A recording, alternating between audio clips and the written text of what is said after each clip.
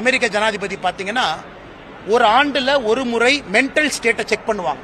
தவறா சொல்ல முதலமைச்சரை பத்தி ஒரு மருத்துவர் சர்டிஃபை பண்ணி டாக்குமெண்ட்டை வெளியிடுவாங்க. American president is fit to lead America. இன்னைக்கு முதலமைச்சருடைய இந்த முகநூல் பதிவை பார்த்த பிறகு எனக்கு கொஞ்சம் சந்தேகமா இருக்கு. மக்களவை தொகுதிகள் மறுசீரமைப்பு குறித்து பேசிய முதலமைச்சர் மு.க.ஸ்டாலின் மருத்துவர்களிடம் மெண்டல் ஸ்டேட்டஸ் பரிசோதனை செய்ய வேண்டும் என பாஜக மாநில தலைவர் அண்ணாமலை காட்டமாக விமர்சித்துள்ளார். செகண்ட், மத்திய அரசு எங்கேயும் கூட தொகுதி மறுசீரமைப்பு எங்கேயுமே சொல்லல. அதற்கு ஃபர்ஸ்ட் சென்சஸ் நடத்தணும், மக்கள் தொகை எடுக்கணும். மக்கள் தொகை மட்டுமே மறுசீரமைப்புக்கு பயன்படுத்துவோமா அப்படின்னு தெரியாது, பயன்படுத்த போவது கிடையாது. இதை ஒரே நிமிஷம் இந்த பத்திரிகையாளர் சந்திப்பில் இருக்கிறனால ஒரு சின்ன வீடியோவை மட்டும் உங்களுக்கு பிளே பண்றேன்.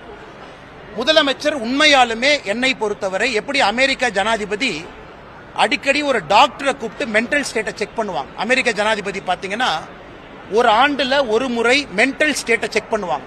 தவறா சொல்ல முதலமைச்சரை பத்தி ஒரு மருத்துவர் சர்டிஃபை பண்ணி டாக்குமெண்ட்டை வெளியிடுவாங்க. American president is fit to lead America. இன்னைக்கு முதலமைச்சருடைய இந்த முகநூல் பதிவை பார்த்த பிறகு எனக்கு கொஞ்சம் சந்தேகமா இருக்கு.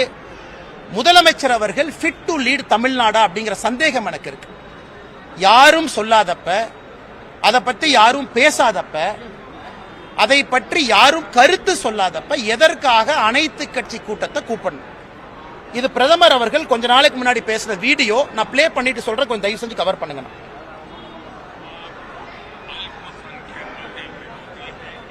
சரி, நான் வீடியோ உங்களுக்கு ஷேர் பண்ணிடுறேன்.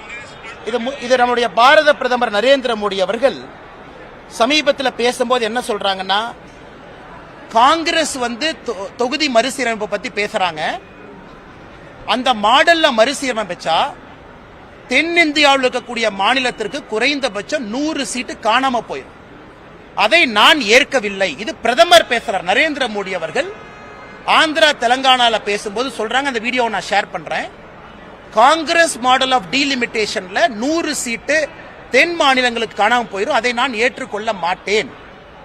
எதற்காக காங்கிரஸ் புரளி பரப்புறாங்க? இது லோக்சபா எலெக்ஷன் அப்ப எதற்காக காங்கிரஸ் கட்சி புரளி பரப்பணும்? இது பிரதமர் அவர்கள் அதிகாரப்பூர்வமாக சொல்லி இருக்கக்கூடிய கருத்து. அப்படி இருக்கும் பொழுது பிரதமர் அவர்களோ பாரதிய ஜனதா கட்சியோ என்டியோ அல்லது பாராளுமன்றத்தில் நம்முடைய பாராளுமன்ற விவகாரத்துறை அமைச்சரோ யாருமே தொகுதி மறுசீரமைப்பு பத்தி பேசல.